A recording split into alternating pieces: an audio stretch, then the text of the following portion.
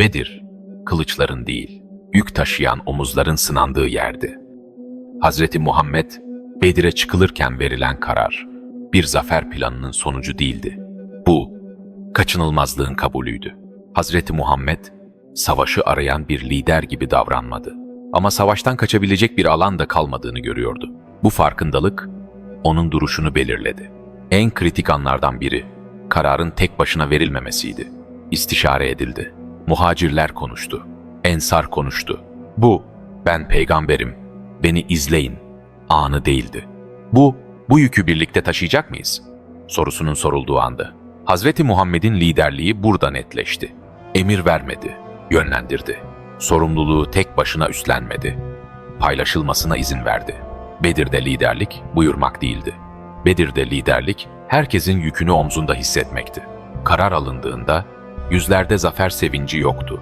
Bir ciddiyet vardı, bir sessizlik ve herkesin içinden geçen aynı soru, bu yolun dönüşü var mı? Hazreti Muhammed'in duruşu, bu soruya verilen cevaptı.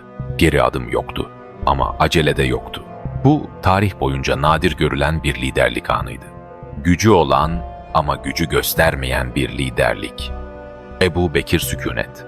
Bedir gecesinde en çok ihtiyaç duyulan şey cesaret değildi. Sükunetti. Ebu Bekir'in rolü tam olarak buydu.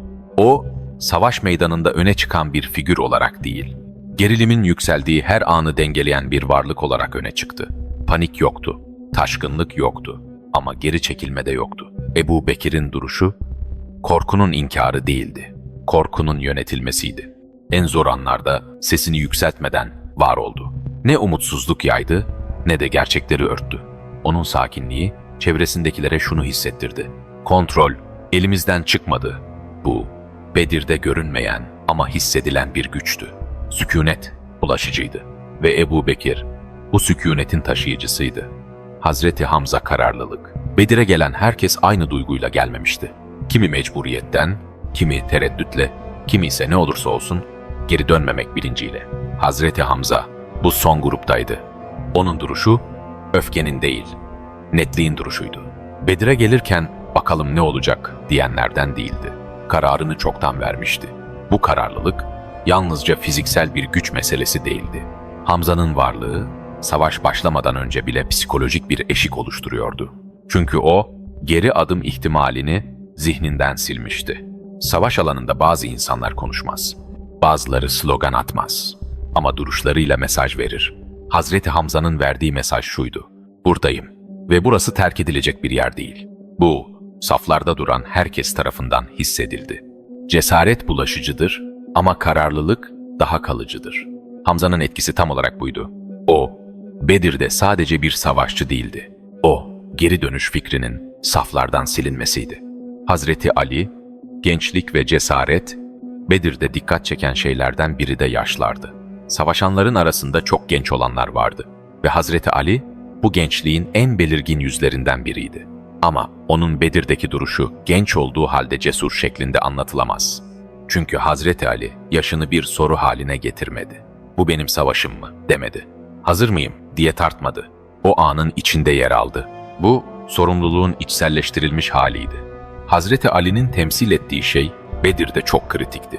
Bu davanın yalnızca tecrübeli isimlere emanet edilmediğini gösteriyordu. Gençlik, kenarda bekleyen bir ihtimal değil, yükün aktif taşıyıcısıydı. İlk saflarda duran gençler, yalnızca düşmanla değil, kendi korkularıyla da yüz yüze gelmişti. Hazreti Ali'nin cesareti, bağırarak gösterilen bir cesaret değildi. Sessizdi, doğaldı ve geri çekilme ihtimali taşımıyordu. Bu duruş, saflardaki diğer gençler için de bir referans noktası oldu.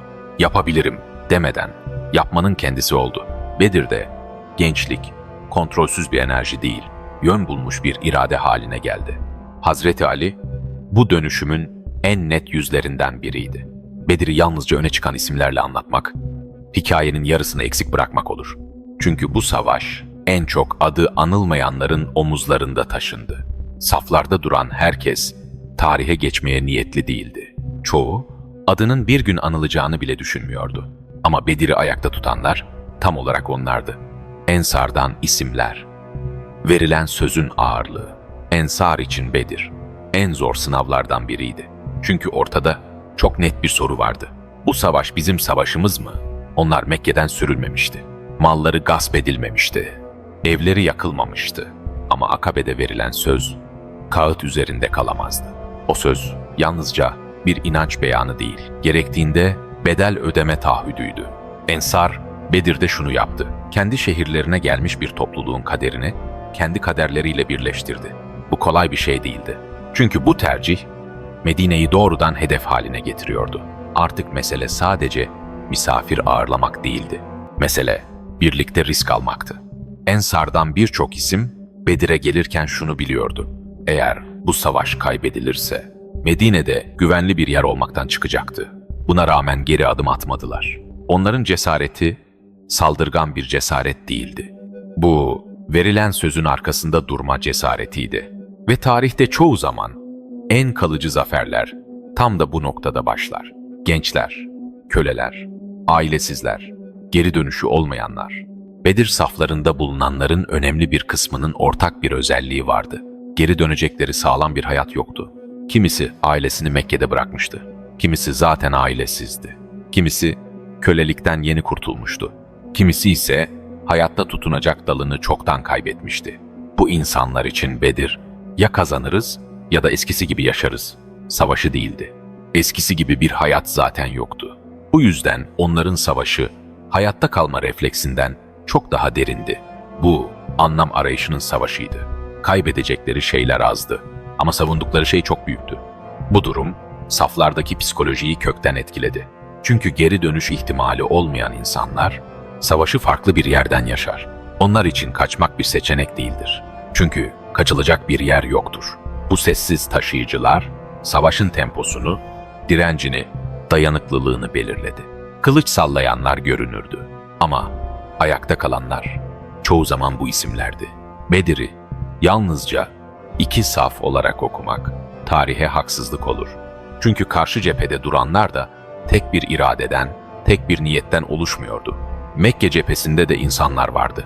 Kararsızlar, korkanlar, hesap yapanlar, sürüklenenler ve bu gerçeği görmek Bedir'i daha iyi anlamak için şarttır. Ebu Süfyan, tüccar aklı. Ebu Süfyan, Bedir sürecinin merkezinde yer almasına rağmen savaş isteyen bir figür değildi. Onun önceliği netti, kervanı korumak. Şam'dan dönen kervan yalnızca ticari bir sevkiyat değildi. Bu kervan Mekke ekonomisinin bel kemiğiydi. Kaybedilmesi yalnızca bireysel zarara değil, şehir düzeninin sarsılmasına yol açabilirdi. Bu yüzden Ebu Süfyan tehlikeyi fark ettiğinde hızlı davrandı. Rota değiştirildi, haberci gönderildi, alarm verildi ve kervan kurtarıldı. Ama işte tam burada sürecin kontrolü Ebu Süfyan'ın elinden çıktı. Çünkü mesele artık kervan değildi. Mesele itibardı. Ebu Süfyan savaşmak istemiyordu. Risk almak istemiyordu. Hedefine ulaşmıştı. Ama Mekke ordusu yola çıkmıştı bir kere. Ve bu noktadan sonra bireysel akıl yerini kolektif baskıya bıraktı. Kureyş, ileri gelenleri, itibar, korkusu. Kureyş'in önde gelenleri için Bedir, bir prestij sınavına dönüşmüştü. Kervan kurtulmuş olsa bile geri dönmek zayıflık olarak algılanacaktı. Arap toplumunda itibar çoğu zaman askeri sonuçlardan daha belirleyiciydi. Yola çıktık ama vazgeçtik demek, gelecek yılların dengesini etkileyebilirdi. Bu psikoloji kararları hızla sertleştirdi. Burada önemli bir nokta var. Bu bir saldırı iştahı değildi. Bu geri dönememe korkusuydu. Kimse açıkça savaşalım demiyordu. Ama kimse de geri dönelim diyemiyordu. İşte Bedir tam olarak burada kaçınılmaz hale geldi. Kararlar tek tek alınmadı. Bir zincir gibi birbirine bağlandı. Bir adım diğerini zorladı. Bir sessizlik başka bir sessizliği doğurdu. Ve sonunda hiç kimsenin tam olarak planlamadığı bir savaşın ortasına girildi. Bedir iki tarafında baştan istediği bir savaş değildi. Ama iki tarafta duramayacak noktaya sürüklendi. Savaş sona erdiğinde geriye yalnızca kazananlar ve kaybedenler kalmaz. Asıl sınav zaferden sonra başlar. Bedir'den sonra yaşananlar bu savaşın neyi temsil ettiğini açıkça ortaya koydu. Çünkü burada verilen kararlar bir intikam refleksini değil, yeni bir toplum anlayışını yansıtıyordu. Zafer kazanılmıştı. Ama bu zaferin nasıl taşınacağı henüz belli değildi. Bedir'de ele geçirilen esirler Arap savaş geleneği açısından kritik bir soruyu gündeme getirdi. Şimdi ne yapılacak? O dönemin örfünde seçenekler sınırlıydı. İntikam, köleleştirme ya da ağır bedeller. Ancak burada alışılmış yol izlenmedi. Esirler tek tip muamele görmedi. Her biri bireysel durumuna göre değerlendirildi. Kimisi fidye ile serbest bırakıldı. Kimisi hiç maddi bedel ödemeden özgürlüğüne kavuştu. Ama en çarpıcı karar başka bir alanda alındı.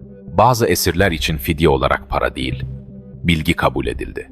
Okuma yazma bilenler, Medineli çocuklara bu beceriyi öğretmeleri karşılığında serbest bırakıldı. Bu, dönemi için sıra dışı bir yaklaşımdı. Savaş kazanılmıştı ama hedef büyütülmemişti. Daha çok öldürelim denmedi. Bu gücü neye dönüştürelim sorusu soruldu.